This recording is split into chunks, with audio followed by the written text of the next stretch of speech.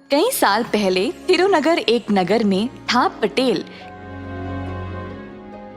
जिसके पास था एक साड़ी की दुकान। पटेल के पूर्वजों से ये कारोबार चलते आ रहा था और उसके पिताजी इस व्यापार का अत्यंत आदर करते थे। पटेल के बड़े होने के बाद उन्होंने दुकान की जिम्मेदारी पटेल को सौंप दी। पटेल अपने पिता की बातों को अक्सर अनसुना करके केवल दुकान जाकर खाली बैठता था, बिना कुछ काम किए। एक दिन दुकान जाते समय रास्ते में पटेल ने अपने दोस्त पलंग को बुलेट की बाइक पर देखा। उस समय से पटेल भी बुलेट के सपने देखने लगा। वाह, काश मेरे पास भी बुलेट होती, मैं भी लाऊंगा और गली गली घूमूंगा। पर तभी पटेल को ये एहसास हुआ कि बुलेट खरीदने के लिए उसके पास उतने पैसे नहीं थे। निराश होकर वह दुकान पर बैठा रहा जब अचानक से उसको एक विचार आया। उसने अपनी दुकान के 3 कर्मी को बुलाया।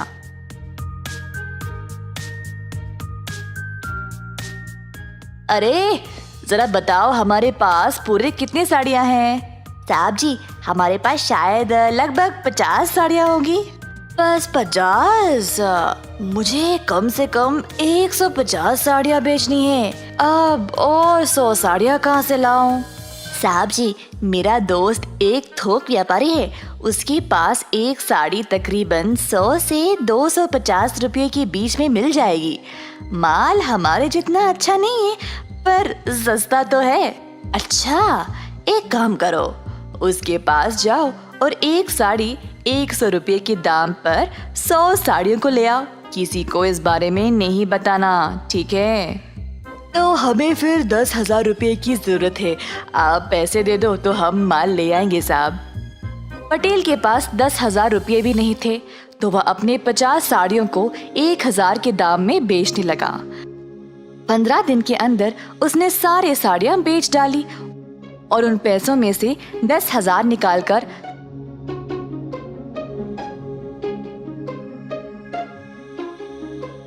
100 और साड़ियां खरीद ले आया।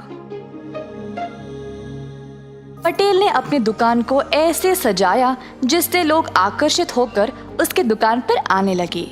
एक साड़ी 1,000 रुपये के दाम पर खरीदने लगे। 1,50,000 कमाने के बाद पटेल ने अपनी मनपसंद बुलेट खरीद ली। एक दिन पलंग और उसकी पत्नी मनीषा बाहर जा रहे थे। रास्ते में मनीषा ने एक आदमी को साइकिल पर साड़ियाँ ले जाते हुए देखा। साड़ी वाले को रोककर पूछा, भैया कितने में बेच रहे हो? 100 रुपये में एक साड़ी मैडम।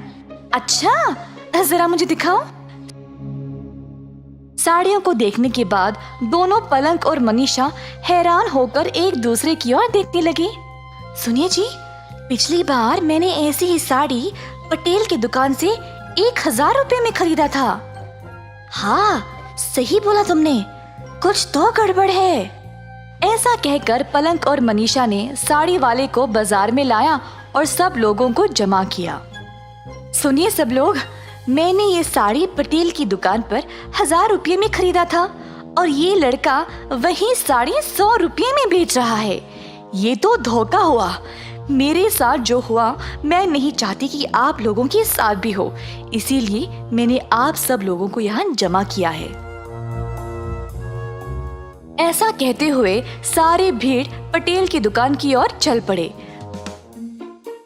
पटेल ने अपनी नई बुलेट के लिए पूजा करवाया और अपनी दुकान की ओर आया। दुकान के बाहर इतनी भीड़ जमा देखकर हैरान परेशान हो गया। 1,000 में एक साड़ी बेच रहे हो और ये एक पोछे के लायक भी नहीं है। तुमने 100 रुपयों की साड़ी को खरीदा और हम सबको 1,000 में बेच रहे हो। क्या ये ठीक है पटेल? सारी भीड़ पटेल के ऊपर टूट पड़ी और धमकी देने लगी कि अगर वो उनके पैसे वापस नहीं करेगा तो उसको शहर से बाहर निकाल दिया जाएगा। जब पटेल के पिताजी को ये खबर पहुंची तो वह तुरंत दुकान पर आ गए। सुनिए भाइयों और बहनों, सुनिए, कृपया आप सब लोग क्षमा कर दे। आप सबको हमारी दुकान के बारे में कई सालों से पता है ना। जो मेरे बेटे ने किया वो बहुत गलत है। मैं आप सबको पैसे वापस लौटा दूंगा, क्षमा करें। ऐसा कहते हुए पटेल के पिता ने सबको एक एक करके पैसे लौटा दिए। सबसे छोटे बेटे हो, इसीलिए इतना लाड़ और प्यार से पाला है तुमको।